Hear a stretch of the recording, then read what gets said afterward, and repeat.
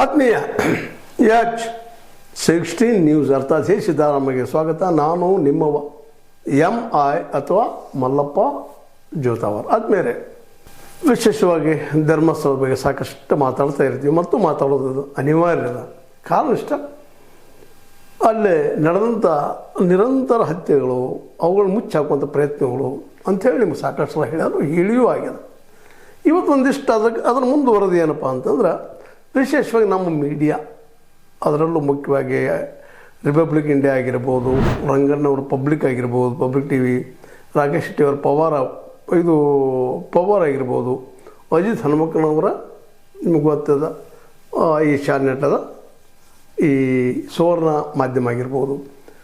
ವಿಶೇಷವಾಗಿ ಈ ಒಂದು 4 ಮಾಧ್ಯಮಗಳು ಈ ಧರ್ಮಸ್ಥಳದ ಹೆಗ್ಗಡೆಯವರ ಪರವಾಗಿನ ವಿಶೇಷವಾಗಿ ವಾದ ಮಾಡೋದನ್ನು, ಹೇಳೋದನ್ನು, ಮಾಡೋದನ್ನು, ವಿವರಣೆ ಕೊಡೋದನ್ನು, ಆದಷ್ಟು ಈ ಪ್ರಕರಣಗಳನ್ನು ಈಗೇನು ಆರೋಪ ಮಾಡ್ತಾ ಇದ್ದಾರೆ ಎದುರಾಳಿಗಳು ಅಂದ್ರೆ ಈ ನಮ್ಮ ಮಟ್ಟಣ್ಣವರಾಗಿರ್ಬೋದು, ತಿಮ್ರೋಡಿ ಆಗಿರ್ಬೋದು, ಮುಂದೆ ಅದೇ ಕಾಲಕ್ಕೆ ಜಯಂತ್ ಟಿ ಅವರಾಗಿರ್ಬೋದು, ನಮ್ಮ ವಿಠ್ಠಲ್ ಅವರಾಗಿರ್ಬೋದು, ವಿಠ್ಠಲಗೌಡ, ಇನ್ನುಳಿದವರು ಅನೇಕರು ವಾದ ಏನು ಮಾಡ್ತಾರೆ, ಅನೇಕ ವಕೀಲರು ವಾದ ಮಾಡೋದನ್ನು ಅವರು ವಿರೋಧ ಮಾಡ್ತಾ ಇರ್ತಾರೆ.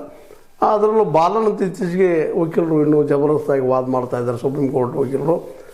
ಇವರ ವಿರೋಧವಾಗಿ ಇವರು ಸದಾ ಒಂದು ಈ ಕೇಸ್ಗಳನ್ನು ಮುಚ್ಚಾಕುವ ದಿಶೆಯಲ್ಲಿ ಹೋಗ್ತಾರೋ ಒಂದು ಆರೋಪ ಇವ್ರ ಮೇಲೆ ಅದ. 4 ಚಾನಲ್ಗಳ ಮೇಲೆ ವಿಶೇಷವಾಗಿ ಅದನ್ನು ಮಾಡೋ. ಅದರಲ್ಲೂ ಡಾಕ್ಟರ್ ದಿನೇಶ್ ಗಾಣಿಗ ಅನ್ನುವಂಥವ್ರಂತೂ ಓಪನ್ ಆಗಿ 4 ಜನರಿಗೆ ಚಾಲೆಂಜ್ ಮಾಡ್ತಾ ಇದ್ದಾರೆ. ನೀವು ಹೇಳೋದು ಒಂದು ದಿವಸ ನಿಮ್ಮ ಟಿ ವಿಯಲ್ಲಿ 2 ತಾಸು ಟೈಮ್ ಕೊಡ್ರಿ, ಅದು 5-10 ನಿಮಿಷ ಮುಗಿಯುವಂಥದ್ದೆಲ್ಲ ಇಂಟ್ರು, ನಾನು ನಿಮ್ಮಲ್ಲೇ ಪ್ರೂವ್ ಮಾಡ್ತೀನಿ ಅದನ್ನು ಹೆಂಗಾಯಿತು ಏನಾಯಿತು ಅಂತೇಳಿ ಒಳ್ಳೆ ಧಾಡ್ಸಿ ಥರದಿಂದ, ಅದು ದಮ್ ಇದ್ರೆ, ತಾಕತ್ತಿದ್ರೆ ಅನ್ನುವಂಥ ಮಾತುಗಳನ್ನು ಬಳಸಿ ಅವರು ಇದ್ದಂಥವ್ರು ಈ ರಂಗಣ್ಣವ್ರಿಗೆ, ರಿಪಬ್ಲಿಕ್ ಟಿ ವಿ ಅವರಿಗೆ, ಅಜಿತ್ ಹನುಮಕ್ಕನವರಿಗೆ ಮತ್ತು ರಾಕೇಶ್ ಶೆಟ್ಟಿ ಅವರಿಗೆ ನಮ್ಮನ್ನು ಕರೀಲಿ, ನಾವು ಬರ್ತೀವಿ, ರೆಡಿ ಇದ್ದೀವಿ ನಾವು ಅಂತೇಳಿ ಈಗಾಗಲೇ ಹೇಳಿದ್ದೀನಿ ಹಲವು ಸಲ. ನನಗೆ ಕರೆದಿಲ್ಲ ಅಂಥೇಳಿ ವಿಶೇಷವಾಗಿ ನಮ್ಮ ದಿನೇಶ್ ಗಾಣಿಗ ಅವರು ಹೇಳ್ತಾ ಇದ್ದಾರೆ. ಇವರೆಲ್ಲ ಹೇಳ್ತಿರೋದು ಬೋಗಸದ, ಸುಳ್ಳುವಾದ ಮಾಡ್ತಾರೆ, ಧನಿಯರ ಪರ ಇದ್ದಾರೆ ಇವರು. ನಾನು ಸೌಜನ್ಯ ಕೇಸಿಂದ ನಾವು ಪ್ರೂವ್ ಮಾಡ್ತೀನಿ, ಅದನ್ನು ಅವ್ರು ಟಿ ವಿಯಲ್ಲೇ ಪ್ರೂವ್ ಮಾಡ್ತೀನಿ, ನಗರ ದಾಖಲಾತಿ ಇದ್ದಾವ, ಎಲ್ಲ ದಾಖಲಾತಿಗಳನ್ನ ಇಟ್ಕೊಂಡು ನಾನು ವಾದ ಮಾಡ್ತೀನಿ ನಿಶ್ಚಿತವಾಗಿಯೂ ಅನ್ನುವಂಥ ಮಾತನ್ನು ಮಾತಾಡ್ತಾ ಇದ್ದಾರೆ. ಮತ್ತು ಈಗ ನಾನು ರೆಗ್ಯುಲರ್ ಚಾಲೆಂಜ್ ಮಾಡಿದ್ದೀನಿ, ಸಾಕಷ್ಟು ಚಾಲೆಂಜ್ ಮಾಡಿದ್ದೀನಿ, ಆದರೂ ಅವರು ನನಗೆ ಆಹ್ವಾನ ಕೊಡ್ತಾ ಇಲ್ಲ ಅಂತೇಳಿ. ಇನ್ನು ಈ ಇಂಟು ತೆಗೆದುಕೊಳ್ಳೋಂಥ ವ್ಯಕ್ತಿ ಈ ದಿನೇಶ್ ಅವರಿಗೆ, ಅಲ್ಲ ರೀ ನಮ್ಮ ಇದರಲ್ಲಿ ನೀವು ಇದನ್ನು ಮಾಡಿ ಡಿಸ್ಕ್ಲೋಸ್ ಮಾಡಿರಿ, ನಾವು ತೋರಿಸಿ ಜಗತ್ತಿಗೆ ಏನು ಮಾತಾಡಿದ್ರಿ, ಇಲ್ಲ ಅವ್ರ ಮುಂದೆ ಅವ್ರನ್ನ ಪ್ರೂವ್ ಮಾಡಬೇಕಾಗಿದೆ. ಅವರ ಇವತ್ತಿಗೆ ಈ ಸೌಜನ್ಯ ಕೇಸ್ ಆಗಿರ್ಬೋದು, ಇನ್ನುಳಿದ ಕೇಸ್ಗಳಾಗಿರ್ಬೋದು ಮುಚ್ಚಾಕೋ ಪ್ರಯತ್ನ ಮಾಡ್ತಾ ಇದ್ದಾರೆ ಅನ್ನುವಂಥ ಆರೋಪವನ್ನು ದಿನೇಶ್ ನಮ್ಮ ಗಾಣಿಗವರು ಮಾಡ್ತಾ ಇದ್ದಾರೆ. ಅಂದ್ರೆ ಅವ್ರು ನಮ್ಮಲ್ಲಿ ದಾಖಲೆಗಳು ನಾವು ಪ್ರೂವ್ ಮಾಡ್ತೀವಿ. ಅದನ್ನು ಸೌಜನ್ಯ ಅನ್ಯಾಯ ಆಗಿರ್ಬೋದು, ಇನ್ನುಳಿದ ಭೂಮಿ ಹಗರಣಗಳಾಗಿರ್ಬೋದು, ಅಲ್ಲೇ ದಲಿತರ ಭೂಮಿಯನ್ನು ಕಸ್ಕೊಂಡಿದ್ದಾಗಿರ್ಬೋದು, ಎಲ್ಲದಕ್ಕೂ ಡಾಕ್ಯುಮೆಂಟ್ಸ್ ಕೊಡ್ತೀವಿ. ಸೋಮನಾಥ್ ನಮ್ಮ ನಾಯಕ್ ಅವರಂತೂ ಈ ಒಂದು ಹೋರಾಟದಲ್ಲಿ ಮುಂಚೂಣಿಯಲ್ಲಿದ್ದಾರೆ.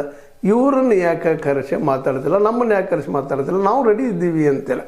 ಅಂದ್ರೆ ಇನ್ನೂ ಒಂದು ಮುಂದೆ ಹೆಜ್ಜೆ ಮುಂದುವರೆಗೆ ನಿಮ್ಮ ಟಿ ವಿಗಳಲ್ಲೇ ಬಂದ ನಿಮಗೆ ಹೇಳ್ತೀವಿ ನಾವು, ನಮ್ಮನ್ನು ಕರೀರಿ ನೀವು ತಾಕತ್ತಿದ್ರೆ 4 ಜನಕ್ಕೆ, ಅಂದರೆ 4 ಟಿ ವಿಗಳಿಗೆ, ಒಂದು ಪಬ್ಲಿಕ್ ಟಿ ವಿ, ಇನ್ನೊಂದು ಪವರ್ ಟಿ ವಿ, ಮತ್ತೊಂದು ಈ ಶಾರ್ನೆಟ್ಟದ ಸುವರ್ಣ ನ್ಯೂಸ ಮತ್ತು ರಿಪಬ್ಲಿಕ್ ಇಂಡಿಯಾ.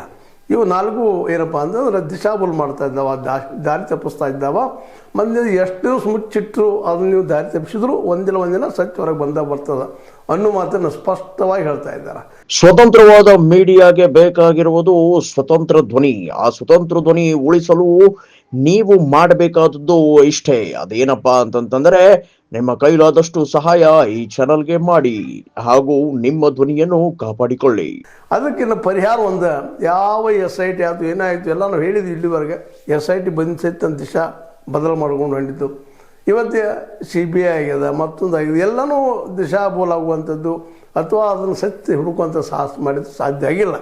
ಈಗಿರೋದು ಒಂದೇ, ಇನ್ನು ಜನಾಂದೋಲನ, ಜನರಿಗೆ ಎಬ್ಬಿಸುವಂಥದ್ದು, ಜನಾಂದೋಲನ ಮೂಲಕ ಈ ಒಂದು ಸತ್ಯ ಹೊರಗೆ ಹಾಕೋದು ಅನ್ನುವಂಥ ಮಟ್ಟಕ್ಕೆ ದಿನೇಶ್ ಗಾಣಿಗ ಅವರು ತಮ್ಮ ವಾದವನ್ನು ಮಂಡಿಸ್ತಾ ಇದ್ದಾರೆ. ಅಂದ್ರೆ ನಾವು ಜನರ ಮಧ್ಯೆಲ್ಲ ಹೋಗ್ತೀವಿ, ಜನರ ಮುಖಾಂತರ ಇದನ್ನು ಹೋರಾಟ ಮಾಡಿಸಿ ಇದನ್ನು ನಾವು ಸತ್ಯ ಹೊರ ಹಾಕಿಸ್ತೀವಿ ಅನ್ನುವಂಥ ಮಾತನ್ನು ಈ ಮಾತನ್ನು ಗಮನಿಸಿದಾಗ ಅದರಲ್ಲೂ ಸೋಮನಾಥ್ ನಾಯಕರು ಈ ಒಂದು ಭೂ ಹಗರಣಗಳ ಬಗ್ಗೆ ದೊಡ್ಡ ಪ್ರಮಾಣದಲ್ಲಿ ಬೆಳ್ತಂಗಡಿಯಲ್ಲೇ ಮೂವ್ಮೆಂಟ್ ಶುರು ಮಾಡಿದ್ದಾರೆ. ಅವ್ರ ಜೊತೆಗೆ ಸೌಜನ್ಯ ಕೇಸ್ನಲ್ಲಿ ಹೆಣ್ಮಕ್ಳು ಮುಂದೆ ಬಂದು ಮಾತಾಡ್ತಾ ಇದ್ದಾರೆ. ಅವ್ರ ಜೊತೆಗೆ ಇವರೆಲ್ಲರ ಜೊತೆ ಕುಡ್ಕೊಂಡು ಜನಾಂದೋಲನ ಮಾಡೋ ನೋವಿನ ಇರೋದು ಒಂದು ಹಾದಿ ಮತ್ತೆ ಅವಿಲ್ಲ. ಯಾವ ಒಂದು ಸರ್ಕಾರಗಳು ಇವುಗಳನ್ನು ಅದರಲ್ಲೂ ಮುಖ್ಯವಾಗಿ ಧರ್ಮಸ್ಥಳದ ವಿಷಯವನ್ನು ಸೀರಿಯಸ್ ಆಗಿ ತೆಗೆದುಕೊಂಡು ತನಿಖೆ ಮಾಡೋದಿಲ್ಲ.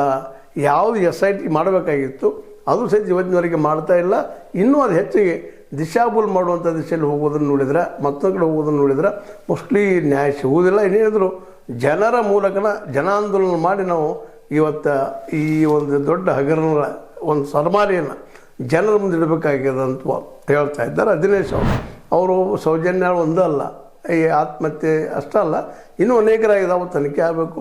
ಜೊತೆಗೆ ಅನೇಕ ಹೆಣ್ಣುಮಕ್ಕಳ ಅಲ್ಲೇ ಬಲಿಯಾಗಿದ್ದಾರೆ. ಎಷ್ಟೋ ಹೆಣ್ಮಕ್ಳು ಅಲ್ಲಿ ಸಾವಾಗಿಗಳಾಗಿದ್ದಾರೆ. ಅವ್ರು ಯಾಕೆ ಸತ್ತರು, ಈ ಹೆಣ್ಮಕ್ಳು ಅಷ್ಟೆಲ್ಲ ಗಂಡು ಮಕ್ಕಳು ಸಹ ಸಾವಾಗಿದ್ದಾವೆ, ಅಪರಿಚಿತ ಜನಗಳಾಗಿದ್ದಾವಂತ, ಅಸಹ ಸಾವುಗಳಾಗಿದ್ದಾವಂತ ಆರೋಪಗಳಿದ್ದಾವೆ. ಅಲ್ಲಿ ಯಾಕೆ ಬಂದರು, ಅವ್ರು ಯಾರು ಸಾವಾದಂಥವ್ರು, ಎಲ್ಲಿಯವರು ರೆಕಾರ್ಡ್ ಯಾಕೆ ಸಿಗ್ತಾ ಇಲ್ಲ, ಏನು ಕಾರಣ ಸಿಗ್ತಾ ಇಲ್ಲ, ಯಾಕೆ ಮುಚ್ಚಿಡ್ತಾ ಇದ್ದಾರೆ. ಒಂದು ಸಣ್ಣ ಕೊಲೆ ಆದರೆ ಎಲ್ಲನೂ ತೆಗೆಯುವಂಥದ್ದು, ಯಾರ್ಯಾರಿದ್ದರು ಅದರಿಂದ ತೆಗೆಯುವಂಥ ಸರ್ಕಾರ ಇಲ್ಲಿ ನೂರಾರು ಹೆಣ್ಣು ಬಿದ್ದರೂ ಸಹಿತ ಸರ್ಕಾರ ದಿಸೆಯಲ್ಲೇ ಕಣ್ಣು ಮುಚ್ಚಿಕೊಂಡು ಕೊಡ್ತದಾರ. ಯಾವುದೋ ಸರ್ಕಾರ ಇದ್ದರು, ಇವತ್ತು BJP ಸರ್ಕಾರ ಇರಲಿ, ಕಾಂಗ್ರೆಸ್ ಸರ್ಕಾರ ಇರಲಿ, ಅಥವಾ JDS ಸರ್ಕಾರ ಬರಲಿ, ಯಾರು ಬಂದರೂ ಅಲ್ಲಿಯ ಹೆಗ್ಗಡೆ ಅವ್ರ ವಿರೋಧವಾಗಿ ಯಾರೂ ಹೋಗುವುದಿಲ್ಲ ಅನ್ನೋದು ಇವ್ರು ಕನ್ಫರ್ಮ್ ಆಗಿ ಹೇಳ್ತಾ ಇದ್ದಾರೆ. ಅದಕ್ಕೆ ನಾವು ಜನಾಂದೋಲನ ಮಾಡೋದಪ್ಪ, ಇದೊಂದು ಹಾದಿ ಇರುವಂಥದ್ದು ನಮಗೆ, ಅದ್ರ ಮಟ್ಟು ಬೇರೆ ಯಾವ ಹಾದಿಲ್ಲ. ಅಂದರೆ ವಿಶೇಷವಾಗಿ ಮೊದಲಿಂದ ಈ ದಿನೇಶ್ ಗಾಣಿಗವರು ಈ 4 ಚಾನಲ್ಗಳಿಗೆ ಚಾಲೆಂಜ್ ಮಾಡ್ತಾ ಇದ್ದಾರೆ. ನನ್ನ ಕರೆಸಲಿ ನಿಮ್ಮ ಚಾನಲ್ಗೆ ನಾವು ಉತ್ತರ ಕೊಡ್ತೀನಿ, ಹೆಂಗೆ ಮಾಡಿದಿರಿ, ಏನಾಯಿತು ಎಂತಾಯಿತು ಅಂತೇಳಿ. ನನಗೆ ಗೊತ್ತದ ಕ್ಷಣದ್ದೆಲ್ಲ, ಇದನ್ನು ಮಾಡಿದವ್ರು ಯಾರು ನನಗೆ ಗೊತ್ತದ. ಅನ್ನಾಗ ಡಾಕ್ಯುಮೆಂಟ್ಸು ಕೊಡ್ತೀನಿ, ನೀವು ಏನು ಬಿಡ್ತಿರೋದಿಲ್ಲ ಕೊಡ್ತೀನಿ ಅನ್ನುವಂಥ ಮಾತನ್ನು ಮಾತಾಡ್ತಾ ಈ 4 ಚಾನಲ್ಗಳಿಗೆ ಚಾಲೆಂಜ್ ಆಗ್ತಾ ಇದ್ದಾರೆ. ನಾವು ಬರ್ತೀವಪ್ಪ, ನೀವು ರೆಡಿ ಇರ್ರಿ ಅಂತೇಳಿ, ತಾಕತ್ತಿದ್ರೆ ದಮ್ ಇದ್ರೆ ನಾವು ಪ್ರಶ್ನೆ ಮಾಡಿ ನಾವು ಉತ್ತರ ಕೊಡ್ತೀವಿ ಅಂತೇಳಿ. ಇನ್ನು ಅವ್ರಿಗೆ ಬಿಟ್ಟಂಥ ವಿಷಯ ತಾಕತ್ತದನೋ ದಮ್ ಅದನೋ ಏನದನೋ ಗೊತ್ತಿಲ್ಲ. ಅವ್ರು ಕರೆದು ಅವ್ರನ್ನ ಮಾತಾಡಿಸಿ ನಿರ್ಣಯ ಅಂತ ತೆಗೆದುಕೊಳ್ಬೇಕಾಗಿದ್ದು, ನಾವು ಸಜ್ಜನರು ಅಂತ ಹೇಳಬೇಕಾಗಿದ್ದು. ಈಗ ಅವ್ರ ಮೇಲೆ ಬಿಟ್ಟಂಥ ಒಂದು ದೊಡ್ಡ ಸವಾಲು ಮತ್ತು ಪ್ರಶ್ನೆ. ಈ ಪ್ರಶ್ನೆಗೆ ಉತ್ತರ ಈ 4 ಚಾನಲ್ದವ್ರಿಗೆ ಯಾವಾಗ ಕೊಡ್ಬೋದು ಅದನ್ನು ಸಹಿತ ಎದ್ದು ನೋಡ್ತಾ ಇದ್ದಾರೆ ಜನ. ಯಾಕಂದ್ರೆ ಒಬ್ಬ ರೆಸ್ಪಾನ್ಸಿಬಲ್ ಪರ್ಸನ್ ದಿನೇಶ್ ಗಾಣಿಗಣ್ಣವರು ಸ್ಪಷ್ಟವಾಗಿ ನಾನು ದಾಖಲಾತಿ ಕೊಡ್ತೀನಿ, ಸೌಜನ್ಯದ ಏನಾಗಿತ್ತು ಎಲ್ಲ ಹತ್ಯಾಗಿದ್ದು ಖರೆ ಅದ, ಇವರೆಲ್ಲ ಸುಳ್ಳು ಹೇಳ್ತಾ ಇದ್ದಾರೆ, ಮುಚ್ಚಾಗ್ತಾ ಇದ್ದಾರೆ, ಕೇವಲ ದುಡ್ಡಿನ ಆಶೆಗಾಗಿರುವಂಥ ಬಲ ಗಂಭೀರವಾದ ಆರೋಪವನ್ನು ಮಾಡಿದ್ದಾರೆ. ಇನ್ನು ಅದಕ್ಕೆ ನಮ್ಮ ದಿನೇಶ್ ಗಾಣಿಗವರು ಆಗಿರ್ಬೋದು, ಅದೇ ಕಾಲಕ್ಕೆ ಇನ್ನುಳಿದವರು ಆಗಿರ್ಬೋದು, ಈ ಒಂದು ಕೇಸಿನ ಬದಲಾಗಿ ಅದರಲ್ಲೂ ಸೌಜನ್ಯ ಕೇಸಿನ ಬದಲಾಗಿ ಇನ್ನೂ ಅಷ್ಟು ಹೆಚ್ಚು ತೀವ್ರವಾಗ್ತಾ ಇದ್ದಾರೆ ಅಂತೇಳಿ ಅನ್ನಿಸ್ತಾ ಇದೆ. ಅದ್ರ ಜೊತೆಗೆ ದಿನೇಶ್ ಗಾಣಿಗವರು ನಿಶ್ಚಿತವಾಗಿಯೂ ಈ ಒಂದು ಮೂಮೆಂಟನ್ನು, ಯಾಕಂದರೆ ಈ ಸಂದರ್ಭದಲ್ಲಿ ಏನು ಸಹಿತ ಹೊರಗೆ ಬರಬೇಕಾಗಿದೆ, ಯಾರು ಮಾಡಿದಾರೆ ಅನ್ನೋದು ಇದು ಅತ್ಯಂತ ಪೀಕ್ ಟೈಮ್.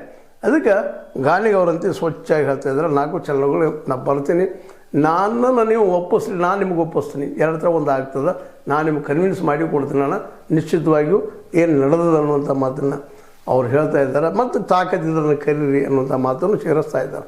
ಒಟ್ಟಾರೆಯಾಗಿ ಇದು ದಿನಕ್ಕೊಂದು ಚಂದ ಬೇರೆ ಬೇರೆ ರೂಪ ಪಡಿತಾ ಇದೆ. ಮತ್ತು ಜೊತೆಗೆ ದಿನೇಶ್ ಗಾಣಿಗರಂಥವರು ಇನ್ನೂ ಅನೇಕ ಜನ ಇದರಲ್ಲಿ ಇನ್ವಾಲ್ವ್ ಆಗ್ತಾ ಈ ಇಡೀ ಒಟ್ಟು ಪ್ರಕರಣಗಳನ್ನು ಇವತ್ತು ಜನಾಂದೋಲನ ಮೂಲಕ ಇದನ್ನು ರುಜುವಾತು ಮಾಡುವಂಥ ಕೆಲಸಕ್ಕೆ ಕೈ ಹಾಕುವ ಸಾಹಸವನ್ನು ಮಾಡ್ತಾ ಇದ್ದಾರೆ. ಇದು ಎಷ್ಟು ಮಟ್ಟಿಗೆ ಯಶಸ್ವಿ ಆಗ್ತದೆ ನೋಡ್ಬೇಕು ಇದನ್ನು. ಯಾಕಂದರೆ ಕಳೆದ 20-30 ವರ್ಷಗಳಿಂದ ನಿರಂತರ ನಡೀತಾನೆ ಬಂದದ, ಅದಕ್ಕೆ ಗೊತ್ತು ಸಿಕ್ಕಿಲ್ಲ, ಮತ್ತು ಈಗ ಸಿಗುವ ಸಾಧ್ಯನೂ ಇಲ್ಲ. ಯಾಕಂದ್ರೆ ಈಗಾಗಲೇ ಸಾಕ್ಷಿದಾರರನ್ನು ಬದಲು ಮಾಡುವಂಥ ಒಂದು ಪ್ರಯತ್ನ ನಡೀತಾ ಇದೆ. ಸಾಕ್ಷಿದಾರ ಭೀಮನ್ನ ಕೊನೆಗೆ ಏನು ಮಾಡಿದರು, ಚೆನ್ನೈನ ಮಾಡಿ ಅನ್ನೋದು ಈಗ ಎಲ್ಲರ ಮುಂದದ. ಹೀಗಾಗಿ ಎಲ್ಲರೂ ಈ ದಿಸೆಯಲ್ಲೇ ಹಿಂದೇಟು ಹಾಕ್ತಾ ಇದ್ದಾರೆ ಅನ್ನೋದು ಅಷ್ಟ ಸತ್ಯದ ಅಂತ ಹೇಳ್ತಾ, ಒಟ್ಟಾರೆಯಾಗಿ ಧರ್ಮಸ್ಥಳದ ತನಿಖೆ ನಿಜವಾಗಿಯೂ ಪಕ್ಕಾ ಆಗಲಿ ಅನ್ನೋದು ಎಲ್ಲರ ಅಭಿಪ್ರಾಯ. ಮತ್ತು ಎಲ್ಲರಿಗೂ ಸಂಶಯ ಅದ, ಇಲ್ಲ ಅವ್ರು ಮಾತಾಡಿಸೋದು ಅವ್ರ ತನಿಖೆ ಆಗಬೇಕಿದು ಯಾವುದೋ ಪ್ರಸಂಗದ ಅಂತೇಳಿ ಜನ ಎಲ್ಲ ನಿಧಾನಕ್ಕೆ ಮಾತಾಡ್ಕೋತಾ ಇದ್ದಾರೆ. ಇಂದಿಲ್ಲ ನಾಳೆ ಇದು ಹೆಗ್ಗಡೆಯವರಿಗೆ ಒಂದು ಏನಪ್ಪ ಅಂತಂದ್ರೆ ದೊಡ್ಡ ಪ್ರಮಾಣದ ಪ್ರಭಾವಿ ಒಂದು ಘಟನೆ ಆಗ್ಬೋದು ಅನ್ನೋಂಥ ಮಾತನ್ನು ಹೇಳ್ತಾ, ಇದು ನಿಮ್ಮ ಲೈಕ್ ಆಗಿರ್ಬೋದು, ಲೈಕ್ ಮಾಡಿ, ಶೇರ್ ಮಾಡಿ, ಕಮೆಂಟ್ ಮಾಡಿ, ಜೊತೆಗೆ ಸಬ್ಸ್ಕ್ರೈಬ್ ನಿಲ್ಲಿಸ್ಬಿಟ್ಟು S16 ನ್ಯೂಸ್ ಅಂತ ಸಿದ್ದರಾಮಯ್ಯ ಸತ್ಯದ ಕೈಗಳಲ್ಲಿ ಒಂದು ನೀವು